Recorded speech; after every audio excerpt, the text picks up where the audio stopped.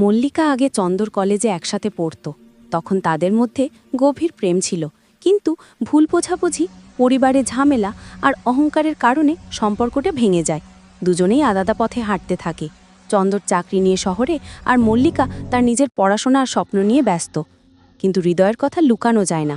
মাঝে মাঝে দুজনেই সোশ্যাল মিডিয়ায় লুকিয়ে লুকিয়ে পরস্পরের খোঁজ নিত। মল্লিকা দেখত চন্দর এখনও তার প্রোফাইলের পুরনো ছবিগুলোতে চোখ রেখে দেয়, আর চন্দরও অনুভব করত মল্লিকা তাকে ব্লক না করেও দূরে রেখে দিয়েছে। একদিন মল্লিকার বান্ধবী বলে ওঠে, তুমি কি জানো চন্দর আজকাল তোমার বাড়ির রাস্তার মোড়ে আসে? মল্লিকা অবাক হয়, কিন্তু মনে মনে সে খুশি হয়। রাতে বাড়ির ছাদে দাঁড়িয়ে দূর থেকে সে দেখে চন্দর চুপচাপ দাঁড়িয়ে তাকে খুঁজছে। ধীরে ধীরে এই লুকিয়ে দেখা রুটিন হয়ে যায়।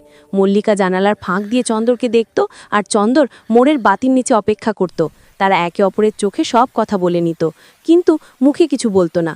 মল্লিকার মনে হতো এই গোপন দেখা হয়তো একদিন নতুন শুরু হয়ে উঠবে, আর চন্দরও আশা করত একদিন তারা আর লুকিয়ে নয়, খোলাখুলিভাবে একসঙ্গে হাঁটবে। ইয়ালো।